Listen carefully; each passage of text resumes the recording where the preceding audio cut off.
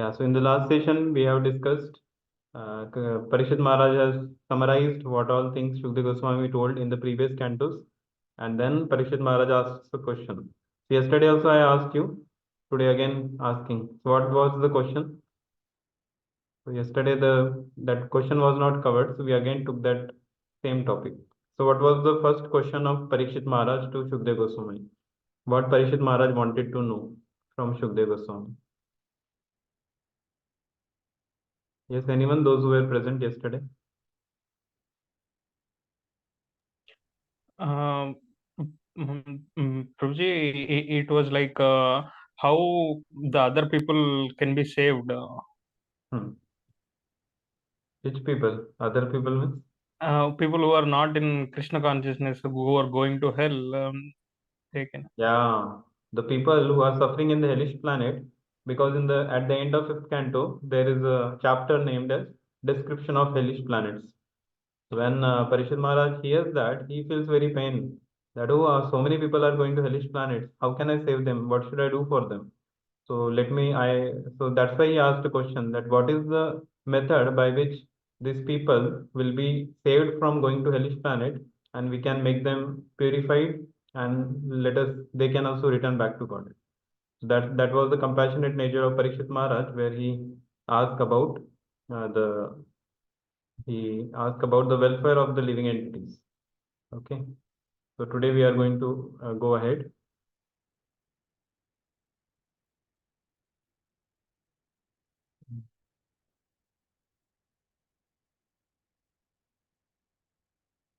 I'll just share you the Bhagavatam.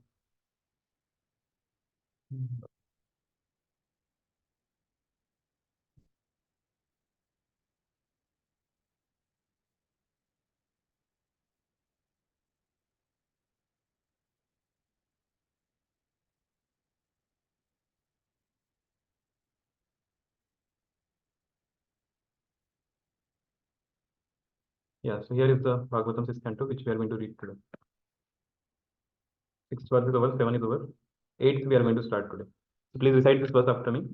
Tasmat purai vashvish papanishkrito तस्मात् तस्मात् पुरैव पुरैव सूयः पापनिष्कृतः पापनिष्कृतो yatet mrityur avipadyatatmana यतेत एतमृत्य अविपद्मना lokasya drishtva gurulaghavam yatha दोषस्य दोषस्य दृष्ट्वा गुरुराघवं यथा चिकित्सेत रुजाम निदानवित्.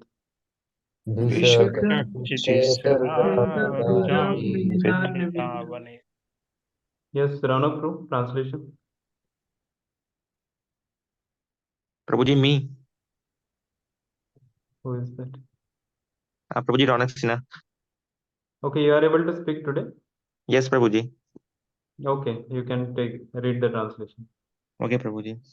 Yeah. Therefore, before one's next death comes, as long as one's body is strong enough, one should quickly adopt the process of atonement according to Shastra.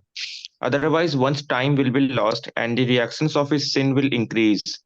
As an expert physician diagnoses and treats a disease accordingly to its gravity, one should undergo atonement according to the severity of one's sin. So this is being told by Shukdev Goswami. So when he says, how can these living entities be saved? So Shukdev Goswami, what he says, before one's next death comes, is when our death is going to come. So before that, as long as one's body is strong enough, one should quickly adopt the process of atonement according to Shastra. So we saw that yesterday in Manu Samhita, there are different atonements are given. If you do this sinful act, what atonement is required?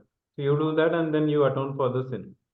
So otherwise, one's time will be lost, and the reactions of his sins will increase, because it is said that in case you don't atone for your particular sinful activity, if you don't atone in that particular period, then the reaction will increase more and more. So, as an expert physician diagnoses and treats a disease according to its gravity, so one should undergo atonement. So that was told by Shukdev Goswami. So let us read the purport. Now, Ronak Malhotra Prabhu can read purport.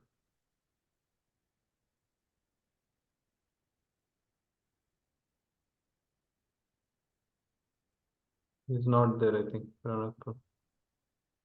Okay, yesterday. Satyam Pro, will you be able to read?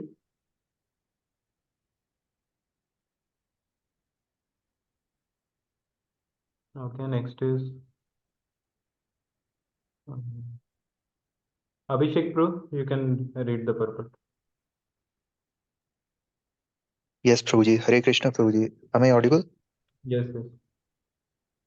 The Dharma Shastra, like the Manu Samhita, prescribe that a man who has committed murder should be hanged and his own life sacrificed in atonement.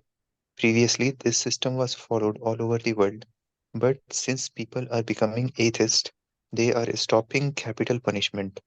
This is not wise. Herein, it is said that a physician who knows how to diagnose a disease prescribes medicine accordingly. If the disease is very serious, the medicine must be strong. The weight of a murderous sin is very great, and therefore, according to Manu Samhita, a murderer must be killed. By killing a murderer, the government shows mercy to him, because if a murderer is not killed in this life, he will be killed and forced to suffer many times in future lives. Since people do not know about the next life and the intricate working of nature, they manufacture their own laws, but they should properly consult the established injunctions of the Shastras and act accordingly.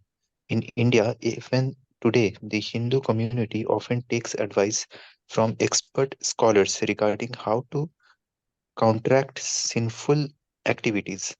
In Christianity, also, there is a process of confession and atonement. Therefore, atonement is required, and atonement must be undergone according to the gravity of one's sinful acts. Yeah, so here Prabhupada is giving example that a man who has committed murder should be hanged and his own life sacrificed in atonement. Now one may say, oh, such a big punishment. Yeah, but this was required because when other person is killed, then he should also know what is the pain of killing or pain if somebody kills you. So then he was giving death sentence. So that is called as capital punishment. What Prabhupada is telling here, that previously this was a system that anybody kills some other man, then that man also has to be punished. He should be hanged. So then, but nowadays, because Prabhupada is saying that the people are becoming atheist, they are not having faith on God, and the systems are becoming diluted. Even if somebody has killed, he will be just given some punishment. Okay, you go to jail for these many years, and then after they said, okay, this particular criminal, he is now reformed. Now he can again go back to the world. But that is not the way.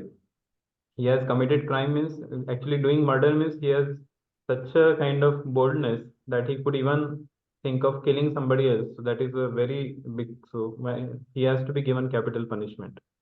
So here it is Prabhupada is giving one analogy that a physician who knows how to diagnose a disease prescribed medicine accordingly. So according to the disease, the medicine is given. So similarly, Prabhupada is saying that according to the sin, the severity of the sin, the punishment has to be given. If somebody has done some thievery, just stole some money or something, then some kind of punishment equivalent to that should be given. So whatever punishment is, whatever sinful act is committed, according to that punishment should be given. Otherwise, it's not a justice.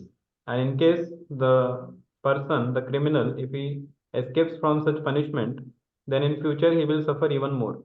In case government does he escapes from the government, but then laws of nature are not going to take anyone. Even though he goes to another body, still laws of nature will be behind him because the soul is same. Soul is not different. It is like a person who is running from the police and he was having some kurta pajama something he was wearing and he was running. As soon as he goes to some place and he changes his dress, maybe some lungi or something he wears, and then as soon as he comes in front of police think, hey, where is that person who was having kurta pajama, where is that? Said, oh, I think he went to that side, and the police will not be able to understand. But laws of nature are not like that. Even if it take to another body, taking another body is like the same thing, changing your dress. So just because you have changed the dress, you can't say I'm not the criminal. The person did, he was like that. So no, the criminal has to be punished. So the laws of nature are so strict. Any sinful activity we do, and the record is kept, and the it is recorded, and you will get the punishment by the laws of nature. So it is said there are 12 sakshis, 12 witness, uh, like 12. There are different things come: sun, moon, the four directions, and Paramatma and demigods. So all these are witnessing our every sinful activity. So as soon as we commit sin, everybody is watching. It's not that if nobody is in the room, that means nobody is watching me. There are these 12 sakshis are always watching us, and whatever sinful activity we do, we get punishment accordingly. So, and but nowadays what is happening is people don't know only about next life. If you tell them next life is there, they say, which is next life? This life is all in all. Just eat, drink, and be merry. Whatever sinful activity you do, it doesn't matter. You can just keep doing. No problem. So that is how it is their ignorance, and then they will be suffering because of this. Okay, so and Prabhupada is saying that in India, even today, the Hindu community often takes advice from expert scholars regarding how to contract sinful activities. So there are people who fear a lot. Okay, God will punish me if I have done this. Now what to do? So then they will refer to some expert scholars, and they will get the what to be done, the solution they will do, and they think that okay, now I am relieved from the sinful punishment. And then the Christianity also, they have a confession day every year. In the entire year they have one day where they confess. They go in front of the Lord and they say, oh Lord, please forgive me, I have committed this act, this, and they commit, they confess, they ask for forgiveness, and as soon as they go out of the church, again they will do the same sinful activities. So this is not proper. Atonement should be done so that one should not repeat it again. So that is the meaning of reformation or atonement. Okay, so let us see. This was the Sukadeva Goswami who told the process of atonement. So let us see what Parishit Maharaj, he counteracts. He asks counter questions. What is that? He recite this verse after me. Shri Rajo Vacha श्रीराजोवाच Drishtashrutabhyam Yat Papam दृष्टश्रुताभयं यत् पापं Janan Api Atmano Hitam जानन्नपि जानन्त्यन्यतो आत्मनो हितं Karoti Bhuyo Vivashaha करोति करोति भूयो भूयो विवशः विवशः Prayashchitam Atho Katham. प्रायश्चित्तमतो कथम् Yes, Prashant, bro. Translation. Okay, screen is not shared. Yes, sir. Okay. Okay, how did all of you recite then? Okay, translation, Prashant. Prabhuji. Uh, Maharaj Parikshit said, one may know that the sinful activity is injurious for him because he actually see that a criminal is punished by the government and rebuked by the people in journal, and because he heard the from scripture and learn and scholar that the one is through into hellish condition in the next life of committing sinful act. Nevertheless, he spit of such knowledge. One is forced to commit sins again and again, even after performing act of atonement. Therefore, what is the value of such atonement? Yeah, so here Parishit Maharaj is saying that you are telling about the process of atonement, but a criminal is punished by the government and rebuked by people in general, and then he undergoes that thing. But again, one is thrown into hellish condition in the next life for committing sinful acts. So, in spite of such knowledge, one is forced to commit sin again and again, even after performing acts of atonement. So, then he says that what is the value of such atonement? So here the question comes that, oh, Parishit Maharaj is arguing with his spiritual master.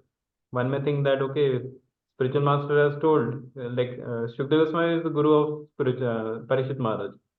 So now Guru has told, okay, the process of atonement, this is how all the living entities in the world will be delivered from, and they will not suffer in the hellish planets. So then Parishit Maharaj counteracts. He says, what is the value of such atonement? Even if somebody goes for such atonement, like a criminal is put into jail for 10 years, it's not necessary that he will be reformed after 10 years when he comes out. Maybe again after 10 years he comes, he becomes even more revengeful. Again he goes back to attack the person who has filed a criminal case against him. So that means he has not changed anything, even though he stayed 10 years in that. So what is the process of such value of such atonement? That is what is question of Parikshit Maharaj. So one may now say that, oh, how can a disciple argue with the guru? How can he counter question the guru? No, but it's not a counter questioning. Actually, guru, he, like you will come to know in the next few verses, Shukdev Goswami was actually testing Parikshit Maharaj whether he is satisfied with this answer, or he is waiting for the better answer which I am going to give in the next later. So he was just testing, and Parikshit Maharaj was passed in that test because he understood this is not the proper, this is not what I was looking for. Something more should be there by which the people's sinful tendency should be removed from the heart. So then further things comes. So basically, the doubting or asking question, it's not a sign of arrogant or something. It's a sign of intelligence. If somebody is asking question, or if somebody doesn't understand a particular concept, then he's asking, clarifying those doubts. So asking question in a proper mood, that is not a arrogance. That is a we can say it's a basically it's sign of intelligence that he's asking questions. Like Srila Prabhupada, when he met his guru, Bhakti Siddhanta Saraswati Thakur, that time Bhakti Siddhanta Saraswati Thakur said that, oh, you are such young, learned man. Why don't you go to the Western countries and preach in English language? Prabhupada said, how can I, you have to first, so this was the instruction given to Prabhupada. Prabhupada said, the world is still, the India, we have not got independence. We are still under British rule. Then first we have to come out of this. Then we can think of giving spirituality to everyone. And then Bhaktisiddhanta Saraswati Thakur said that spirituality does not wait for anyone. And we are in urgency. It's a very urgent thing. So these things will keep going on between nation. One nation is trying to attack another, and we see now also it is going on. People say we got independence, but still there is a lot of tussles going on in different countries. So then he told, and Prabhupada was immediately convinced that this is the guru, this is my guru, and I want to take initiation from him. So that's how we see that asking question is a sign of intelligence. It should not happen that we have some doubts, especially when we come initially in Krishna consciousness. We have a lot of doubts. What is this? Why they are doing this? And so many, sometimes so many rituals we see, and we think that what is the significance of this? And then one person may feel that if I ask question, I will be considered a fool or something. So we should not think like that. We should ask the question, because asking questions, and even the devotees will be very happy to answer.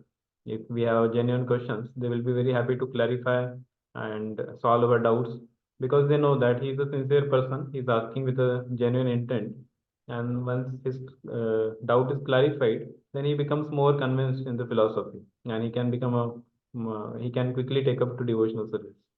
So that's why doubt should not be kept in the mind, otherwise it will kill us. It's like that is then when in Bhagavad Gita also it comes Madhusudan, like killer of demon Madhu. So Arjuna, when he was telling, he said, "You have killed the demon Madhu. You are Madhusudan. You are Arisudan. Means you killer of your enemies. But why don't you kill the demon of my doubts? So many doubts are coming. It's like a demon. You kill those doubts also. Basically, you clarify the doubts and give me answer." So that's how Arjuna asks questions in Bhagavad Gita. The doubts can kill us if we don't clarify at right moment. Okay, so purport. Yes, Amarnath Prabhu, you can read the purport. Yes, Prabhuji. In some Hare Krishna, in some religious sects, a sinful man goes to a priest to confess his sinful acts and pay a fine. But then he again commits the same sins and returns to confess them again. This is the practice of a professional sinner. Parishit Maharaj's observations indicate that even 5,000 years ago, it was the practice of criminals to atone for their crimes, but then commit the same crimes again, as if forced to do so. Therefore, owing to his practical experience, Parishit Maharaj saw that the process of repeatedly sinning and atoning is pointless. Regardless of how many times he is punished, one who is attached to sense enjoyment will commit sinful acts again and again until he is trained to refrain from enjoying his senses. The word vivasa is used herein, indicating that even one who does not want to commit sinful acts will be forced to do so by habit. Parishit Maharaj therefore considered the process of atonement to have little value for saving one from sinful acts. In the following verse, he further explains his rejection of this process. Hare Krishna. Yeah. So here you see that this, especially this habit, the habit is very difficult to get rid of. If you see the spelling also, no, Habit. If you remove H, what remains? Habit remains. If you remove A you remove, then still bit remains, and you remove B, it remains. So that is what is habit. It's very difficult to overcome any habits, especially the bad habits. Cultivating good habit is very good. You should try to make it more and more stable. But bad habits, we should not get carried away by the bad habits. So bad habits are very difficult to remove, and especially when it comes to activity. When we do, because of that habit, if we do some activity, it's a sinful activity, especially. So then, even if you get punishment for that activity, the tendency to commit sin is still there. So the punishment is given, but then again the person goes on to commit the same sin again and again. Like we see sometimes somebody is very angry, and in the mood of anger, he may even sometimes slap his own father or sometimes his brother. That has happened in many families. They have slapped each other. Sometimes husband slaps the wife or wife slaps husband. So anger comes, and then after, so when the anger is there, one doesn't even understand what am I doing. His intelligence goes off, and he just do some destruction. And then later on, when he understand, okay, this so much unnecessarily, I became angry and did this thing. Then you ask forgiveness from the person. Okay, please forgive me. I did this. And after some days happens again, certain situations come where you are not able to control your anger, and again you become angry on the same person. And he says, oh, what is the kind of, then you again ask for forgiveness. Then the natural question comes is, what is the use of your forgiveness? You are saying, please forgive me, and you are again and again becoming angry. So basically, the tendency to become angry or tendency to become irritated, that is there. And now, even if the things are settled, he asks forgiveness and he understands this is not good. I should not act in this way. But again, when the particular situation comes, he loses his anger, and again he becomes, same situation comes in it. So that's how Parishit Maharaj is saying that what is the use of this atonement, and the criminal is keep going to do same things. Again, he says in the 10th verse, Kvachin nivartate bhadrat. Question Vachan Vartate nivartate bhadra. bhadrat. Kvacit charati tat punaha. Vachit क्वचित् charati tat punaha. चरति पुनः Ayushkitam atho partham. Prayaschitam ato Prayaschitam partham. Partham. Mandi kunjara shauchavat. Manne Manne kunjara Kunjara sauchavat. Sauchavat. Yes, Praveen Prabhu, translation.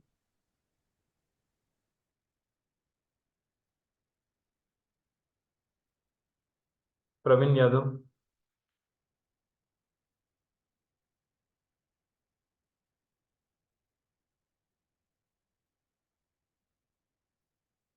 Okay. Arvind Prabhu, you can read translation. Hare Krishna. Translation. Sometimes one who is very alert so as not to commit sinful acts is victimized by sinful life again.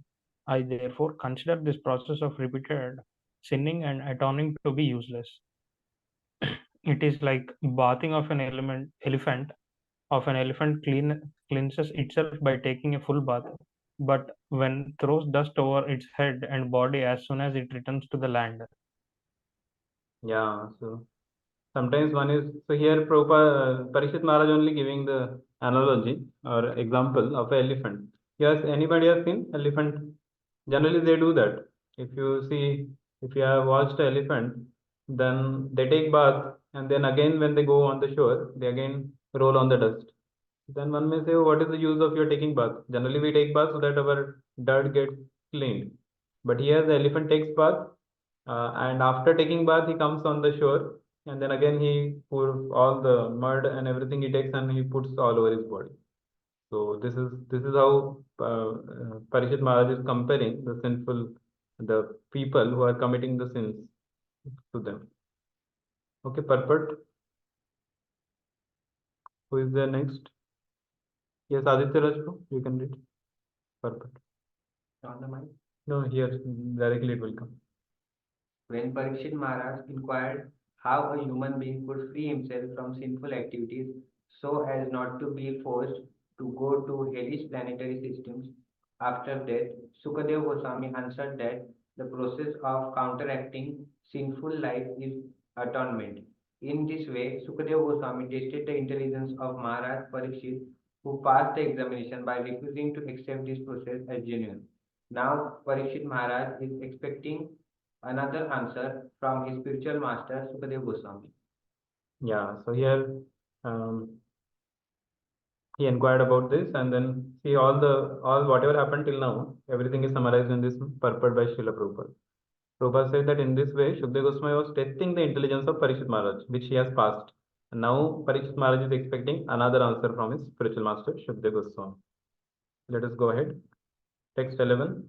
Shri Badaraya Nirvacha Srivadaraya Uvacha Karmana Karma Nirharo Karmana Karma Nirharo Nahyatyantika Ishyate Natyantika Isyate Te Avidvad Adhikaritvat avidvadhikaritva Ayashitam Vimarshanam. Prayaschitam prayaschitam Vimarsanam. vimarshanam. Okay, who is next? Praveen Pro, are you there? Or I think Ganesh Pro. Ganesh Pro can. Prabhuji, Hare Krishna. Shukadeva Goswami, the son of सुनाई दे रहा है project Yes. Shukadeva Goswami, the son of Vedavyas, answered, "My dear king, since act meant to neutralize impious action are also fruitive, they will not release one from the tendency to act fruitively. Persons who subject themselves to the rules and regulations of atonement are not at all intelligent. Indeed, they are in the mode of darkness unless one is freed from the modes of ignorance. Trying to counteract one action through another is useless because this will not uproot one's desires. Thus, even though one may superficially seem pious, he will undoubtedly be prone to act impiously. Therefore, real atonement is enlightenment is perfect knowledge, Vedanta, by which one understands the supreme absolute truth. Yeah, so here Shukdeva Swami also admits, yes, what you said is right. Since acts meant to neutralize impious actions are also fruitive. So those activities or to neutralize the impious, that is also fruitive because people go with the motive that, okay, please let my that sin get over. That's why I'm doing this. Because this is also fruitive because with this they want to get nullification of the previous sin. So because the process itself is fruitive, the tendency is not going to the tendency to act fruitively, that is also not going to. Fruitive tendency means basically doing something, doing any work or doing any activity with the expectation of some result or some greed or some wrong motives that one wants to get out of something, get out of it something. So that's how that is what is fruitive tendency or fruitive activity, which Krishna also condemns in Srimad Bhagavad Gita. Okay, so purport. Yes, next is Abhishek Pro. You can read purport. Me, Prabhuji. Yes. Yes, Prabhuji. The Guru Sukadev Goswami has examined Parikshit Maharaj, and it appears that the king has passed one phase of the examination by rejecting the process of atonement because it involves fruitive activities. Now, Sukadeva Goswami is suggesting the platform of speculative knowledge, progressing from Karma Kanda to Jnana Kanda. He is proposing Prashitam Vimarsanam. Real atonement is full knowledge. Vimarsana refers to the cultivation of speculative knowledge. In Bhagavad Gita, karmis who are lacking the knowledge are compared to asses. Krishna says in Bhagavad Gita, Namam Na, Mudha yes, Prapadyante Naradama Mayaya Paratajnana Asuram Bhavamashvita. those miscreants, those miscreants who are grossly foolish, lowest among mankind, whose knowledge is stolen by illusion, and who partake of the atheist nature of demons, do not surrender unto me. Thus, karmis who engage in sinful activities and who do not know the true objective of life are called mudhas, asses. Vimarsana, however, is also explained in Bhagavad Gita 15.15, where Krishna says, Vedais cha Aham. sarvair aham eva vidya. Vedya. The purpose of Vedic study is to understand the Supreme Personality of Godhead. If one studies Vedanta but merely advances somewhat in speculative knowledge and does not understand the Supreme Lord, one remains the same Muddha. As stated in Bhagavad Gita 7.19, one attains real knowledge when he understands Krishna and surrenders unto him. Bahunam janmanam Now, ante Jnanavan Mam Prapadyante. janvam mam prapadyate. To become learned and free from material contamination, therefore, one should try to understand Krishna, for thus one is immediately liberated from all pious and impious activities and their reactions. Yeah, so here in the purport, Prabhupada is directly telling the solution before even Shukdev Goswami completes. That is the glory of Prabhupada. Because in case somebody just read this much portion and suppose he doesn't come for next book reading, or then he will not get the actual answer. So or sometimes person may take book and is reading, and after some reading he just closes the book. Still, then Prabhupada wants, okay, that person should not miss the point. And that's why Prabhupada in Bhagavad Gita also you can see that every purport, Prabhupada, even Krishna tells the conclusion of Bhagavad Gita in the 18th chapter, Sarvadharman Parityajya, Mamikam Sharanam Raja, or he says that Manmana Bhava Madbhaktyo, worship me, become my devotee, and chant my name. So he tells that. But that comes in the 18th chapter. Now one may think, okay, if somebody reads only the first six chapters of Bhagavad Gita and then closes Bhagavad Gita, then what happened to him? So Prabhupada, even he gave bhakti even in each of these verses of Bhagavad Gita. So whether it is Karma Yoga, whether it is Jnana Yoga, or whichever yoga it is, Prabhupada has said that he explains that, and then at the end he says Bhakti Yoga is the highest, Bhakti Yoga is the highest, Bhakti Yoga is the highest. Like that, Prabhupada covers the entire Gita. And then we see that, oh, why Prabhupada is saying here it doesn't come, but still Prabhupada has written the extra things. So that is because he doesn't want anyone to miss those points. So here also, Shukdev Goswami is yet to finish he just says, okay, what you are saying is correct. And then in the next verses, he is going to tell the answer. But Prabhupada, before only in the purport itself, he answers, Bhakti Yoga is the best. So if you see in this thing also, Prabhupada is saying that Shukdev Goswami, he did not tell even now also Bhakti Yoga.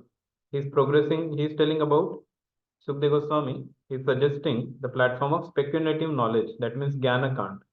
So now, previously he was telling about Karma Kant, and now he's telling about Jnana Kant. So real atonement is knowledge. Okay, you just get the knowledge, and with that knowledge, you will get atonement. So this is also not the complete answer. Complete answer is Bhakti Yoga, that practice of devotional service. It can uproot all the desires and tendencies from the root. Everything will be gone. So let us in the next verse. नाश्नता पथ्यम एवान्नम नाश्नतः नाश्नता पथ्यमेवान्नं पथ्यमेवान्नं व्याधयो अभिभवन्ति व्याधयो व्याधयो अभिभवन्ति अभिभवन्ति एवं नियमकृद्राजन् Evam नियमकृद्राजन् नियमकृद्राजन् शनैः क्षेमाय कल्पते Shanai Kshemaya शनैः Kalpate. कल्पते. Yes, Prashant bro. Yes.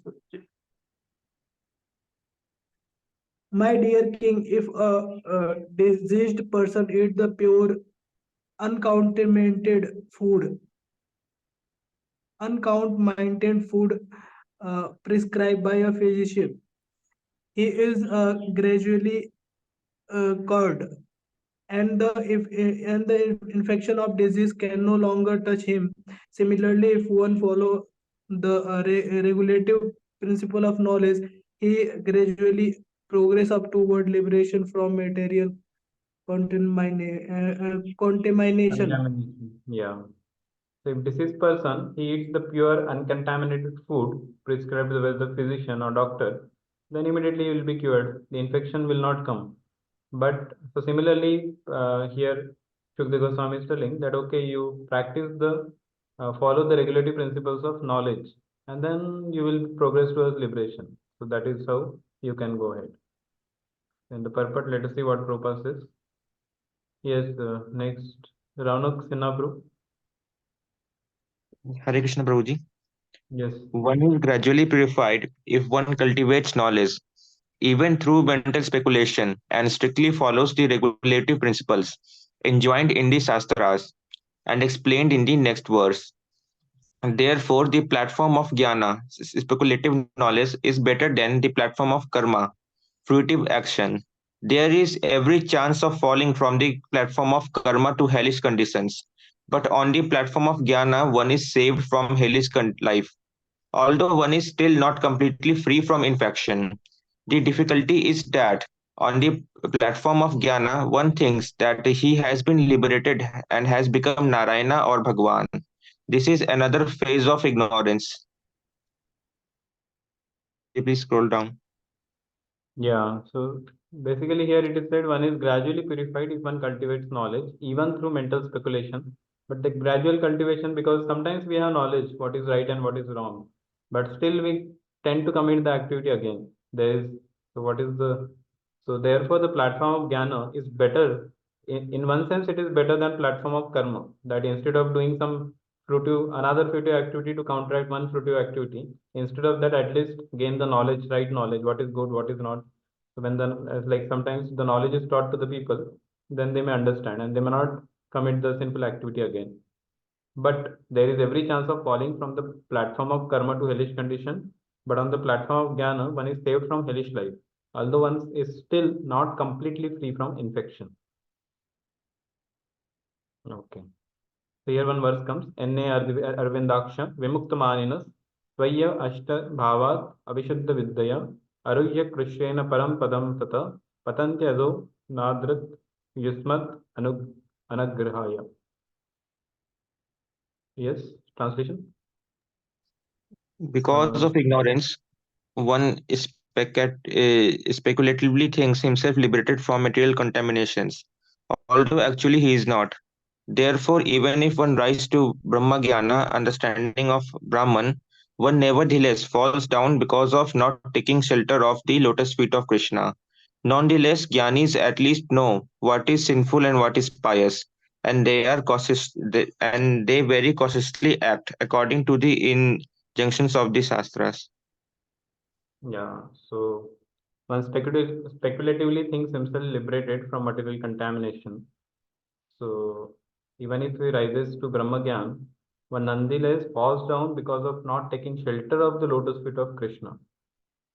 So, so here comes the point that Jnana is not all in all. Even if somebody has the Jnana, he has a lot of and the knowledge is there, but still he still has the choice whether to, he knows now, but then that taking the right choice, that is not always with him. He is not able to always take it. So Jnana Kand is better than Karma Kand, but not the purest. Now one may think that, oh, why this Shukdev Goswami is telling so many, why is confusing unnecessarily? Directly he can tell to Bhakti Yoga and then finish it. So even in Bhagavad Gita, you can see the same thing happens. Krishna directly doesn't tell about Bhakti Yoga. First he tells about Karma Yoga. If you see the first six chapters, they are telling about Karma Kand. And then middle six chapters are like Bhakti Yoga. And then last six chapters, Jnana Yoga. So Karma Yoga, Bhakti Yoga, and Jnana Yoga. So when many people think why Krishna did like that, directly give bhakti yoga, then the best. But no, it is very much required, because what happens is, uh, like suppose you have to take admission in some college, and you know, okay, this college, or suppose coaching institute, you want to know which is the best coaching institute, I want to join classes for that. And then the devotees, then different coaching institutes say, okay, this my coaching is the best. Somebody can see says my coaching is the best. Now when you have to understand, okay, whose coaching is the best, you go around all the coaching classes. And so basically when you know, okay, this coaching class has this, when you have the entire guidelines, this coaching class, it has this good points, these are some shortcomings, so everything you know, when then you can compare, okay, this four are the best coaching classes, in that you compare, and then you understand, okay, this second one is the best one amongst all also. When you compare and study, then you understand which is the best one. So that's how Krishna tells all the paths, because there will be some people, if Krishna tells directly Bhakti Yoga, some people will come in the Kali Yuga, so many people are coming. They say, oh, this is better, that is better, this is my opinion. So then this is okay, you are telling Karma Yoga. So we tell this path, and somebody may get attracted, okay, Karma Yoga is the best. But Krishna tells all the path, and then he says Bhakti Yoga is the best, and we can compare and see also. So that's how when the great souls they are telling about different levels of answers, then we understand, okay, which one is the best, which one is the lowest, and where I should be. In case somebody says, no, I am not able to fit on this platform, higher platform, then one may fit in the lower platforms and he can continue in that way. And maybe for him the journey will be little bigger. He has to take a long turn and then again come back to the destination. For him, it will take maybe 2 3 days. Some may reach in just 1 or 2 hours. So express road is there, so one can reach very easily. So like that, so Bhakti Path is like expressway. You can directly, from one point, you can directly reach to the lotus feet of Krishna. If you don't reach there, then there is always chance that, because the other paths they have expressway, if you see, there is no exit. You once you start, you directly end at the destination. But other roads they have exit in between.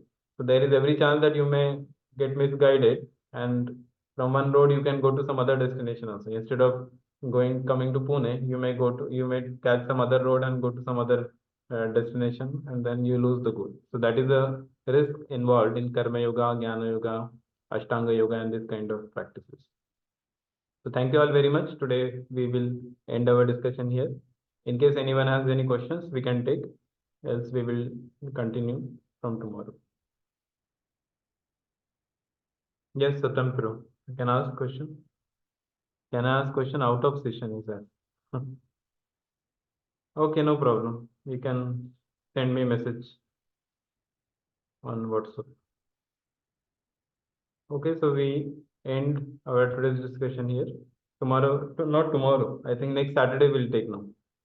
So next Saturday we will take the further what Shukdev Goswami tells about the process of Jnana Yoga, and then going ahead with Bhakti Yoga. And for Bhakti Yoga, then he tells the story of Ajamila. So we will come to that point also.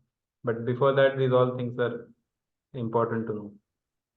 Hare Krishna, Prabhuji. Prabhuji, Abhishek. Yeah, Abhishek, yes. Prabhuji, yesterday's session I missed, and I cannot find any link to videos recordings. So is it possible that yesterday's session video anywhere it is available? Yeah, we will upload it today. Yesterday's and today's session also. Right, Prabhuji. Thank you, Yes. Prabhuji. Thank you. Thank you all very much. Srila Prabhupada ki jai. Jai. Jai. Thank you, Prabhuji. Hare Krishna. Hare Hare Krishna. Krishna. Hare Krishna. Thank Jai you, Shri Prabhuji. Krishna Prabhuji. Hare Krishna.